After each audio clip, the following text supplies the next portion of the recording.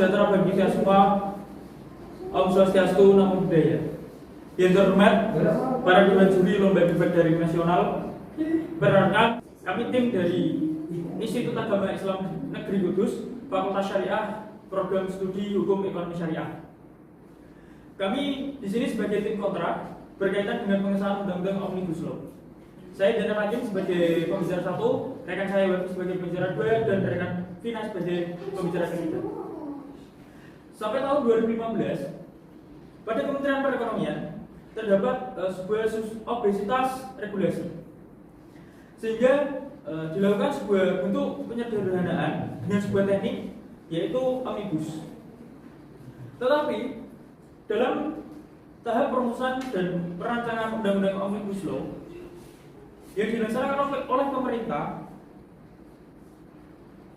ketika itu negara kita sedang terjangkit sebuah wabah penyakit, yaitu COVID-19, yang dimana menjadikan masyarakat itu terfokus sama wabah penyakit tersebut, yaitu COVID-19. Jadi dapat disimpulkan bahwa partisipasi publik pada tahap perumusan Undang-Undang Omnibus Law tidak terlihat dan tidak terlibat sama sekali, karena keterbukaan pada tahap ini bisa dikatakan tidak ada. Di samping fokus publik tertuju kepada wabah penyakit COVID-19, terdapat juga beberapa aspek yang tidak sesuai dengan Undang-Undang Nomor 12 Tahun 2011 tentang pembentukan peraturan perundang-undangan, yaitu pertama, polemik teknik omnibus; yang kedua, pelanggaran asas-asas P3U; yang ketiga, persoalan drafting; dan yang terakhir keempat, yaitu tahap-tahap proses legislasi. Undang-undang ini disahkan pada 5 November tahun 2020 dan tanpa ada partisipasi dari publik. Maka keterbukaan terhadap perumusan Undang-Undang Omnibus Law tidak ada dan sudah menyalahi Undang-Undang Nomor 12 Tahun 2011 tentang pembentukan peraturan perundang-undangan. Maka dari itu, kami tim kontra menyatakan sikap bahwa Undang-Undang Omnibus Law atau Undang-Undang Cipta Kerja cacat secara formil. Selanjutnya akan dilanjutkan oleh rekan Wafi selaku pembicara kedua. Terima kasih kepada rekan saya, Saudara Hakim, yang telah menjelaskan secara singkat mengapa kami memilih kontra terhadap Omnibus Law ini. Saya, Wafi Aja, sebagai pembicara kedua akan melanjutkan penjelasan dari rekan saya. Apa yang sebenarnya ditakuti dan dikhawatirkan oleh masyarakat setelah munculnya Omnibus Law ini? Omnibus Law ini dikhawatirkan mudah disalahgunakan demi kepentingan tertentu untuk memasukkan pasal-pasal sempalan, karena pasal-pasal tersebut berdiri sendiri dan terpisah-pisah. Banyak sekali persoalan dan problem tematik pada Omnibus Law ini. Misalnya saja persoalan legislasi di Indonesia. Yang pertama, lawmaking process problem, yaitu tidak tepatnya prosedur, tidak tepatnya jenis dan hierarki, tidak tepatnya muatan, dan tidak tepatnya kewenangan.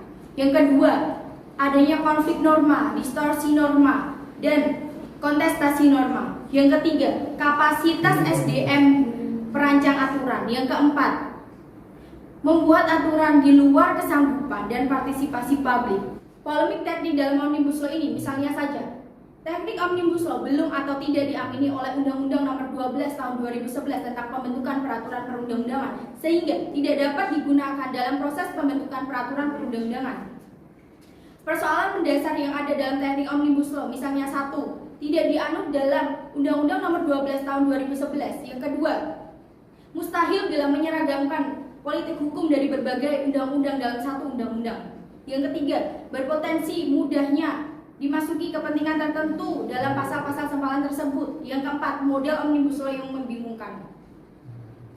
Pembentukan Undang-Undang Cipta Kerja ini telah melanggar 4 asas pembentukan PPU pada pasal 5 huruf A, E, F, dan G dalam Undang-Undang Nomor 12 Tahun 2011.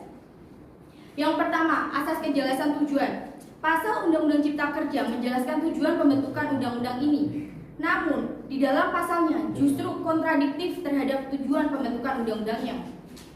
Yang kedua, asas kedayagunaan dan kehasilgunaan.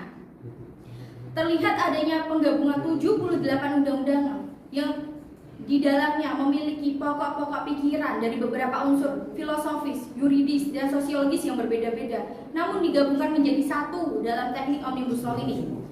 Tanpa adanya riset yang mendalam, keterkaitan dari beberapa pihak atau stakeholder, serta naskah akademik yang tidak mendalam sehingga tidak komprehensif. Yang ketiga, asas kejelasan rumusan. Asas kejelasan rumusan adalah harus memenuhi teknis penyusunan peraturan perundang-undangan yang sistematis, pemilihan kata atau istilah, dan bahasa hukum yang mudah dimengerti, sehingga tidak menimbulkan interpretasi yang berbeda-beda dari berbagai kalangan.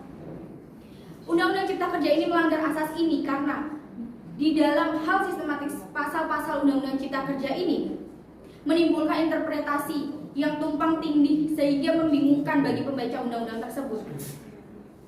Yang keempat, asas keterbukaan. Selama pembahasan Undang-Undang Cipta Kerja ini tidak dilaksanakan atau tidak dibahas secara terbuka, yang bisa kita lihat di media massa hanya disoroti oleh sektor buruh saja, padahal Undang-Undang Cipta Kerja ini tidak hanya mencakup sektor buruh saja, tapi dari berbagai sektor. Asas keterbukaan harus bersifat transparansi dari proses perencanaan, penyusunan, pembahasan, pengesahan, hingga pengundangan. Asas keterbukaan pada pasal 96 Undang-Undang P3 yaitu masyarakat berhak memberikan masukan baik secara lisan ataupun tulisan. Yang kedua, masukannya melalui rapat dengar pendapat umum. Yang ketiga, dapat dilakukan oleh orang perorangan ataupun kelompok. Yang keempat, memudahkan masyarakat dalam memberikan masukan secara lisan maupun tulisan. Jadi setiap PRUU harus mudah diakses oleh masyarakat sehingga masyarakat tahu agar tidak memunculkan kecurigaan dan kekhawatiran oleh masyarakat. Kemudian dampak dan tindakan-tindakan pembentukan undang-undang akan disampaikan selanjutnya oleh teman saya, Vina. Baik, terima kasih rekan saya Wafik. Saya akan melanjutkan penjelasan dari rekan, yakni proses legislasi atau tahapan pembentukan undang-undang.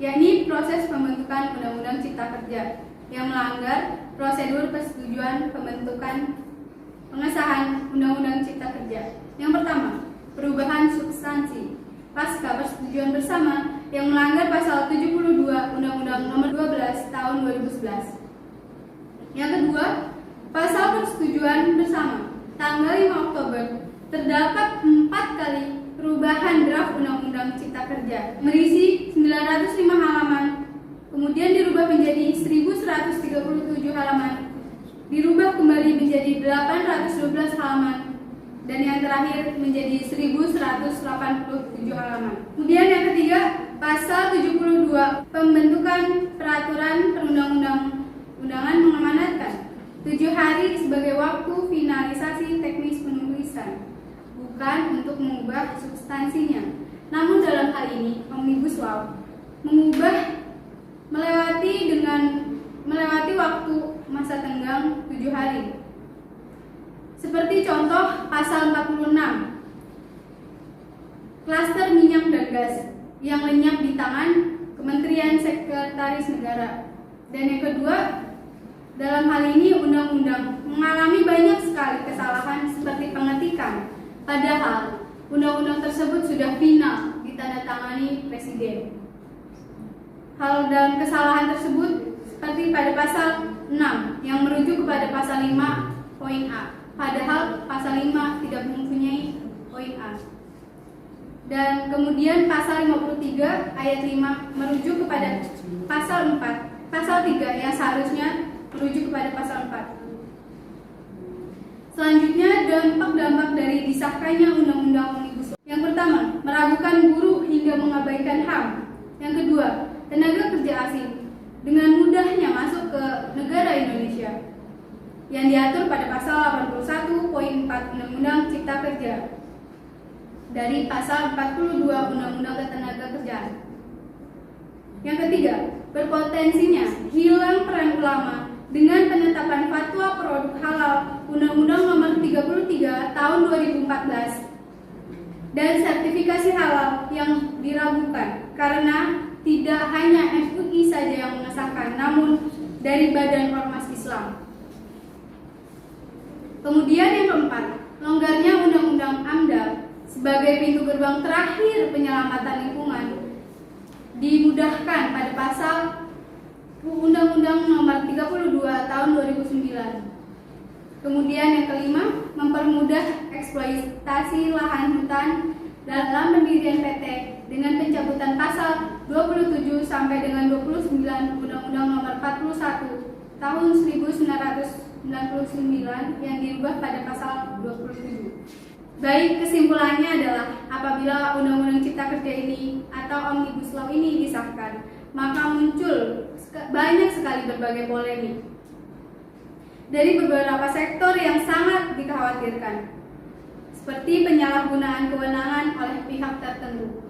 Demikian argumen yang bisa tim kami sampaikan. Atas waktu dan perhatiannya kami ucapkan terima kasih. Wassalamualaikum warahmatullahi wabarakatuh.